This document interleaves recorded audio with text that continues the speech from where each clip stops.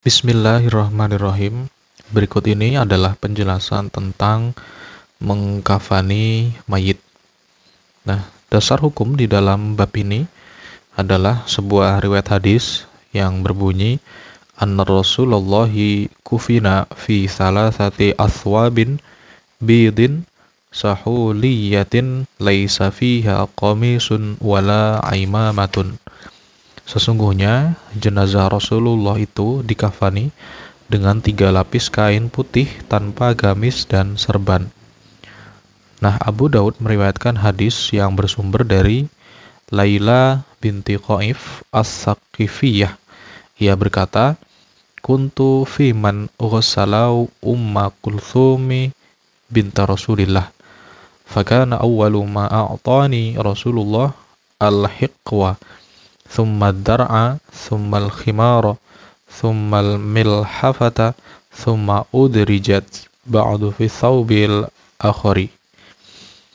قال ورسول الله جالس عند الباب معه أكفانها يناولها ثوبا ثوبا. Aku termasuk orang yang turut memandikan jenazah Ummu Kulsum, yaitu putri Rasulullah. Pertama kali yang diberikan oleh Rasul kepadaku adalah kain sarung, lalu jubah untuk perempuan, lalu kerudung panjang, lalu selimut. Nah, kemudian setelah itu aku memasukkannya pada lapis kain yang terakhir. Kata Laila binti Qaif, saat itu Rasulullah duduk di dekat pintu sambil memegang kafan-kafan untuk putrinya. Lalu kami menerima kafan-kafan tersebut satu persatu. Nah, di antara para ulama, ada yang menjadikan 2 athar tersebut sebagai pedoman.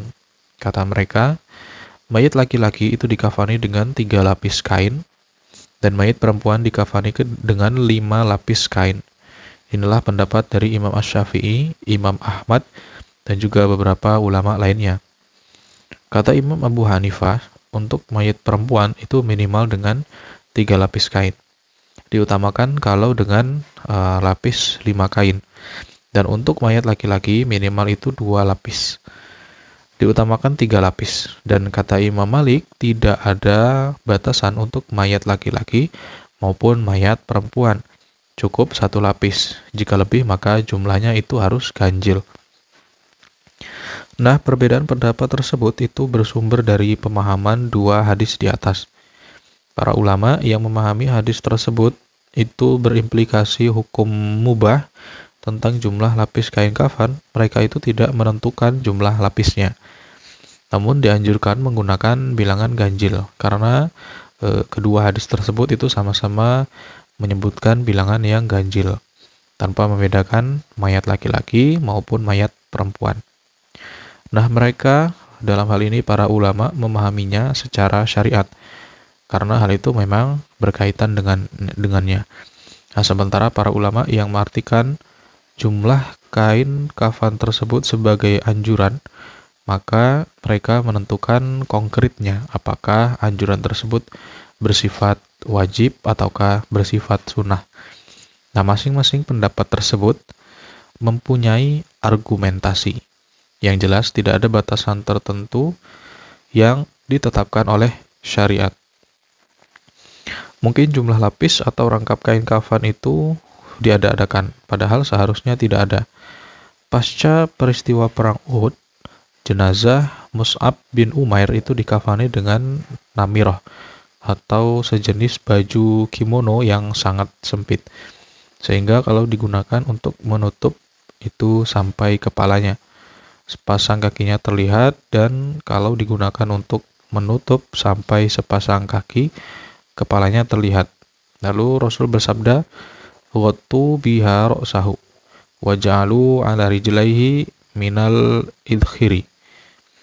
Gunakan pakaian itu untuk menutupi kepalanya dan tutuplah sepasang kakinya dengan daun tumbuh-tumbuhan. Para ulama sepakat bahwa kain kafan itu harus menutup kepala mayat dan diberi parfum, kecuali untuk mayat orang yang meninggal dunia ketika sedang melakukan ibadah ihram. Kata Imam Malik dan Imam Abu Hanifah, orang yang meninggal dunia saat sedang berihram itu sama saja dengan orang yang meninggal dunia pada umumnya. Kata Imam Syafi'i, orang yang meninggal dunia sewaktu sedang berihram, bagian kepalanya itu tidak boleh dikafani dan tidak boleh diberi parfum. Perbedaan pendapat di antara para ulama tersebut terjadi disebabkan adanya pertentangan antara hukum yang sifatnya umum dengan hukum yang bersifat khusus. Nah, yang bersifat khusus itu terdapat dalam hadis Ibnu Abbas, di mana ia berkata, "Utiyan nabiyyu birajulin wa qasathu rahilatuhu famata wa huwa muhrimun. Faqala kuffinuhu fi thawbaini waghsiluhu bima'in wa sidrin wala tukhmiru ra'sahu wala tuqarribuhu tiban fa innahu yub'atsu yaumal qiyamati yulabbi." Yang kurang lebih artinya, dibawa kepada Nabi mayit seorang laki-laki akibat dihempaskan oleh binatang tunggangannya sendiri, dan ia sedang berihram pada saat itu. Lalu kemudian Nabi bersabda, "Kafanilah lapis kedua dan mandikanlah dengan air berikut daun bidara. Jangan kafani kepalanya dan jangan diberi parfum, karena kelak pada hari kiamat dia akan dibangkitkan dalam keadaan sedang bertalbiyah." Adapun yang bersifat umum adalah perintah memandikan secara mutlak. Para ulama yang menganggap hadis tersebut khusus berlaku untuk orang-orang yang sedang berihram, itu sama seperti kekhususan hadis untuk para syuhada yang meninggal di perang Uhud. Maka mereka memberlakukan hadis ini itu untuk siapapun yang meninggal dunia saat sedang menunaikan ibadah ihram. Artinya, bagian kepalanya itu tidak boleh dikafani dan tidak boleh diolesi wewangian. Sementara para ulama yang menganggap hadis tersebut yang tadi itu tidak khusus untuk orang yang sedang berihram, maka mereka katakan bahwa hadis tersebut hanya berlaku untuk seorang Arab Baduy itu saja, bukan untuk setiap orang yang meninggal dunia saat sedang berihram. Wallahu a'lam bishawab.